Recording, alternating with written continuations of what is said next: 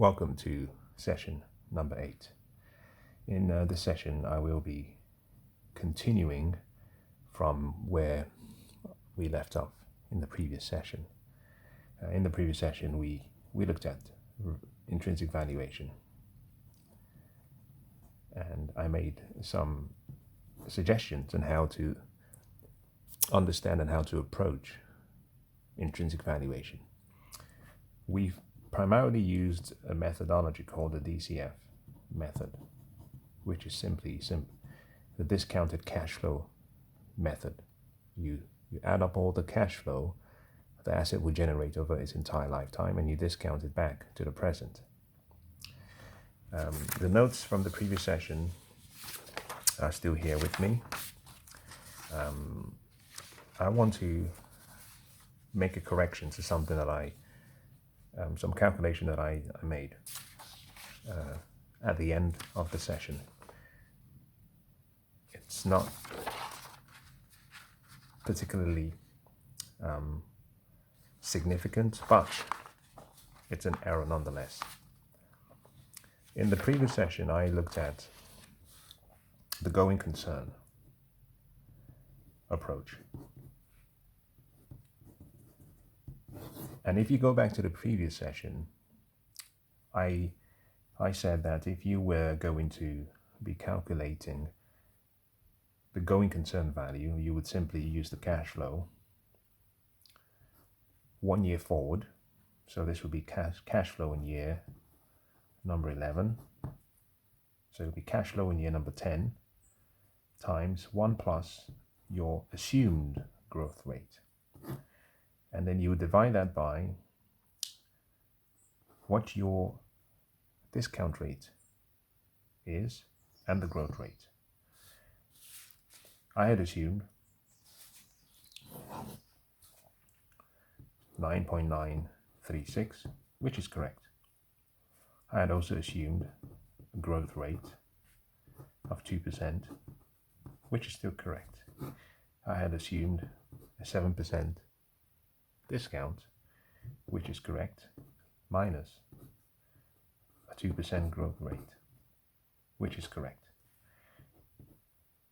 That calculation provided 202,069,000, which is that amount, which is correct. This is your terminal value. So what this would have meant is that you have your cash flow from year number 1 to year number 10, and then this have been discounted already. Where I made the error was that this £202,000, I did not discount it back to the present. Think about it this way. You have all these periods. You've calculated the cash flow up until this point. You do not want to bother yourself with calculating the cash flow for the future. So you estimate a terminal value, which is what this is. However, you have to discount it all the way back, just like you've done each of these sessions or each of these periods. So the error that I made was I had not discounted this. I simply added the 202,000 to the 96,000, which was the cash flow in the prior period.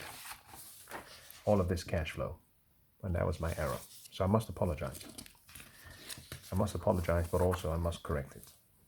Now what this means is the conclusion to the going concern calculation should have been to take the 202,000 and divide it by 1.09 over the 10-year period, which would have yielded 103,000. Then you would add this to the 96,054 terminal value, which would then give you the total cash flow and the intrinsic value of the asset. In the prior session, the error that I made was that I assumed, without discounting this amount, I had assumed that it would be 229,144. So in the conclusion section, I said in error that the going concern based on the equity was 300. This is incorrect. This is 199.48. All other items are correct. So if you were asking me the question, what would be and what is the intrinsic value of this property? I gave you 3 potential options. I always try to be conservative in my approach. I believe that the going concern approach is the right approach. Therefore, I would say that the value of this property is approximately 200,000, although it's been sold for 500,000. Now here's the point, or rather, here is my conclusion to the previous session. If the value is 200,000, I'd like to give you what I consider to be a shortcut on how to go about this process. For many of you, you may not have the appetite, you may not have the time to do all these fancy calculations. I made reference to the fact that this equation is what's called the going concern equation. A very simple method of calculating the intrinsic value of an asset that you're about to purchase is simply to take the cash flow as you've calculated it in whatever year that you've calculated it, and to divide that cash flow by the difference between your discount rate and your growth rate. So if we go back and we take this, we said the cash flow, which we calculated from the start, we said was 12,000. Before we started looking forward, you could simply say, well, this building generates a £12,000 cash flow. You take that 12,000. In this case, you assume 2% growth rate. This is up to you. This would mean 1.02 divided by, you're using equity, 0.07 minus 0.02.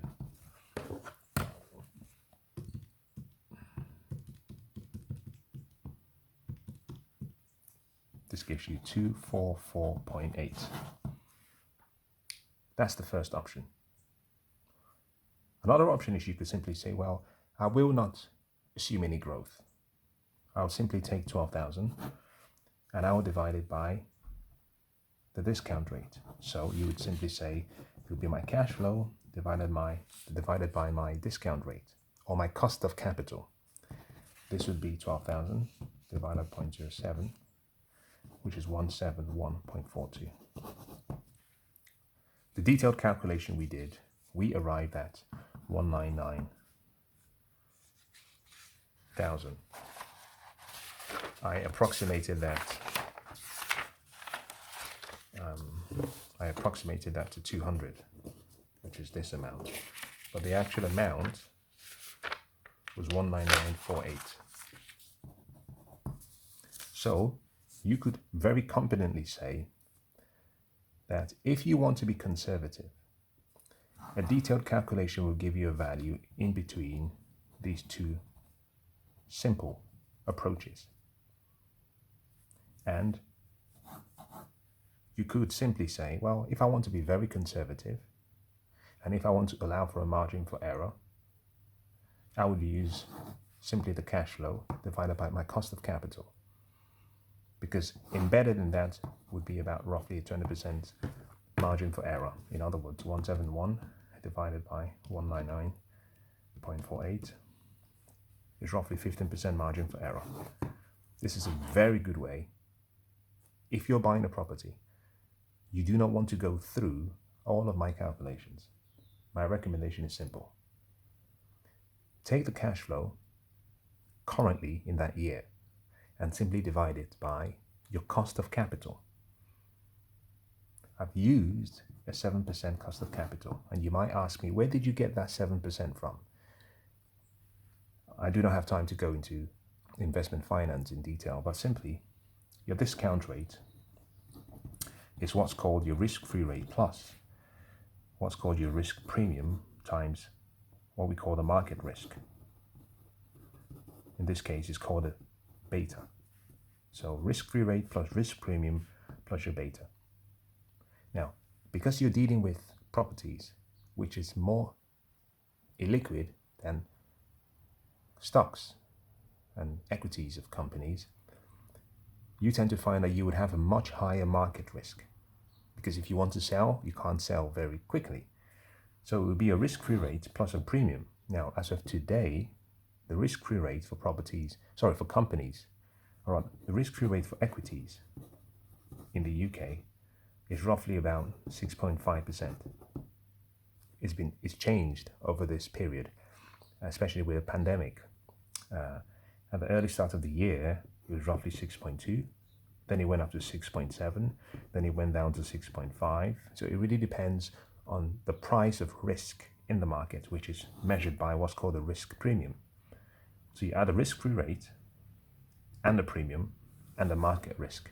And normally what we will do is allow for an allowance for properties because it's illiquid. That's where my 7% has come from. Now, on the other hand, if you were buying a property and you were going to use debt or a loan, I said, assuming a 10% equity or deposit and 90% from the bank as a loan, you would have roughly 0.3. This would be your discount rate or your cost of capital, which is simply a combination of the cost of equity plus the cost of debt, assuming that the bank borrowing rate is roughly 3.5%. Now, most banks today, the way they calculate their total cost is by adding their interest rate plus the Bank of England interest rate, which is 0.1%, plus most banks are charging about 3.4%, which is how we got to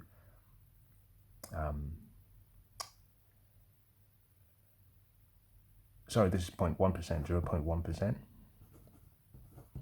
plus 3.4% for the bank, which is how we got to 3.5%. But if you added the fact that you were only taking 90% of debt and 10% of equity, you would have a higher value. So for a property that is cash flowing at 12,000 every year, if you divide that by 0.0385, suddenly the property is worth 310,000 instead of 199,000, which was why at the end of the session I said to you that the value of an asset is dependent on the cash flow. It's also dependent on the growth rate, and it's also dependent on your cost of capital. If you reduce your cost of capital, the value increases. If you increase your growth rate, the value increases. If you increase the cash flow, the value increases. The value is never stagnant, and that's the reason why the intrinsic value is always an estimated value. Now, that was my clarification. I'd like to move forward now and talk about the other two aspects of the approaches that I mentioned previously. Okay, let's move forward and having concluded this, let's say you've calculated your intrinsic value and you're not quite sure. There are other approaches. We call this relative valuation. And the first approach is simply cost of construction. You have a house you're about to buy. It's a house, a built in the 1900s. It's an old house. If it was built in the 1900s, then it means that a building has depreciated over time, both in terms of its features, functionality, and usability. To calculate the cost of construction, you would simply say, what would it cost to construct a new building similar in size and similar to the one you're about to buy? When you've estimated that value, you would then have to deduct the depreciation. Now, the depreciation does not apply to the land and the building. Depreciation only applies to the building alone, because lands do not, from an accounting terminology, are not allowed depreciation allowances. So you would deduct depreciation of the building. Let's say this building you are buying is 80 square meters. To calculate the cost to construct, the first thing you would say would be, number one, what's the cost of the land?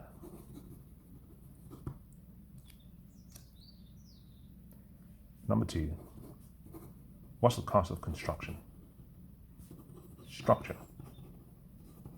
Number three, what's the cost of installation of all the services, all the fittings, electricity, lights, small power, fire alarm, intruder detection, access control. Then you move into mechanical, heating, cooling, plumbing, and then you go as far as any other additional acoustics. And then what's the cost of FFE, meaning fittings, fixtures, and equipment. You add all of it together, and that gives you the cost of construction. Simple. So you might say, well, where I'm buying this property, the cost of the land is roughly, in this case, who knows, you might say, well, it's £2,000 per meter square. The building itself occupies an 80 square meter area, but the building does not occupy the entire land. So you'd have to calculate the entire land. In this case, let's say the land is 150 square meters. So we say times 2,000. We say that the land is worth 300,000. However, remember from the previous example, you're only buying a flat. So we keep this as 300,000, but we keep it with an asterisk, because we have to come back, because you will not own the entire land. You have to take into account that you're simply buying a flat, but you're responsible for the cost of part of the land. We then look at the cost of construction. We say, well, depending on the part of London, this could cost roughly about 6,500, probably £7,000.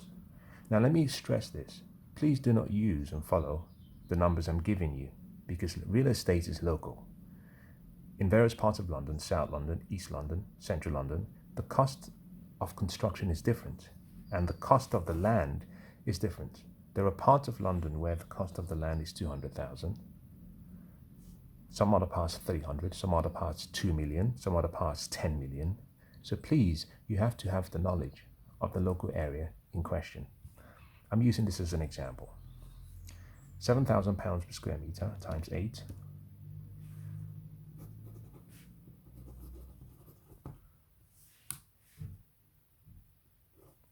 We say,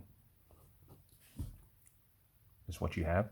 Installation of services. We say, well, the 7,000 I've used is included in that amount. The fixed furniture is included in that amount. If you were discounting these two, this may have been 6,000, and then you allow for the other two. So this 560 includes both the services and the fixed furnitures and fittings.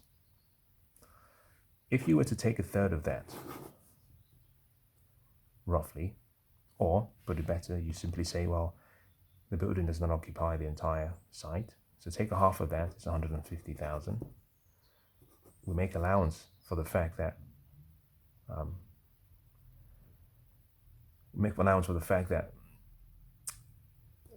the building contains 3 flats on the same land. And we say, well, let's make an allowance and say 100,000 of the value of the land will be assigned to this building. So we come up with 660,000 to reconstruct. Now the property is selling for 500,000. The next step is you have to deduct your depreciation. So you say to yourself, well, how long has this property been in use and how much of its value has depreciated? You might look at the property and say, well, I think probably about 35% has been, or it's lost about 35% of its value, or you might say about 25%. This depreciation, in other words, another way to describe this is to say, how much would I have to spend to reinstate the building into a like or a new like fashion or manner? So you would say 660 times 1 minus 0.35. In this case, you would have 660 times 0.65. And you would say, we believe that this property is worth 430,000. If it's selling for 500,000, then you would say, well, I do not believe that it's adequately priced.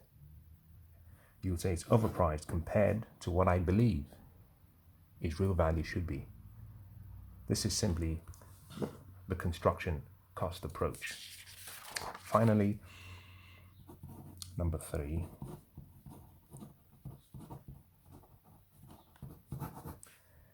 Comparison. This is the one that is used the most by most people, and possibly the one that you should also consider. The cost of construction is probably far too complicated for most people. You need to have a good engineering experience, because you need to have knowledge of cost of material and cost of labor, cost of land, cost of construction, time of construction, etc. So this is more complicated. Now I could use these numbers, and I can use these numbers as an example because of my experience. I do not recommend this for most people. If you choose to go down this path, you need an engineer or a contractor to give you these recommendations or the information needed.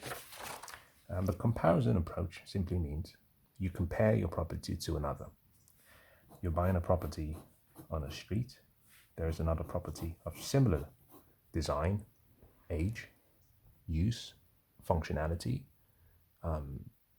Therefore, you can compare one to another. This is what real estate agents do.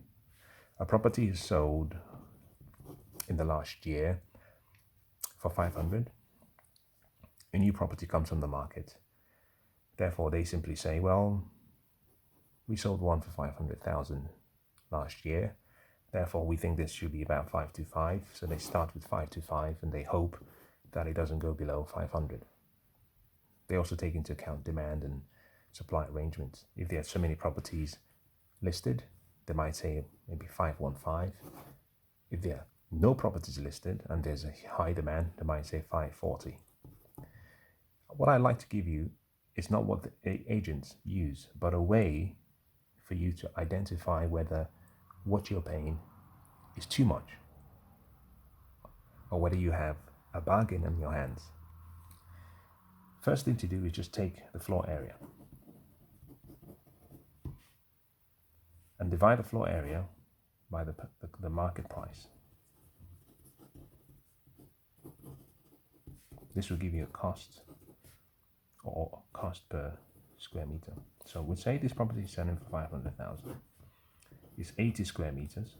So you would say that therefore it's 625k per square meter.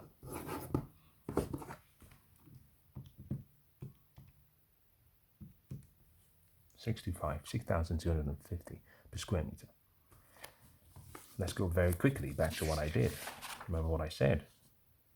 I said cost of construction plus cost of installing all the services was roughly 7,000 per square meter, not including the land. If you compare 7 with this, you're not too far off. If you compare 6 just for the cost of construction for the property to this, you're not too far off. However, You can then compare this to other properties along the street. Let's say a property is 60 square meter and is being sold for the same price. You do 500 divided by 60. It means someone else is buying something similar to yours, but is paying 8,000. Now, I have seen in certain locations where a property is being sold and it's roughly 43 square meters and it's being sold for 525,000. In this case, it's 525 divided by 43, which is £12,000 a square meter. So you're paying almost twice the amount. Now, this is a very rough way of estimating what you believe. The pricing of the flat, the property, the house could be. I make a distinction because pricing is not the same as valuation. Valuation is based on the cash flow, the growth, and the discount rate of the asset. Pricing is based on demand and supply, mood and momentum, and any macro factors. You have to distinguish the difference. However, when you're viewing a place or at the early stage, there's nothing wrong in doing a pricing or relative valuation, and then later on doing an intrinsic valuation. It's really that simple. You can price an asset or you can value an asset. But the most important question is, what do you pay? My preference is always to say you should always have a margin for error or margin of safety in your calculations, and therefore you should buy at a discount to your intrinsic valuation. I hope this has been useful.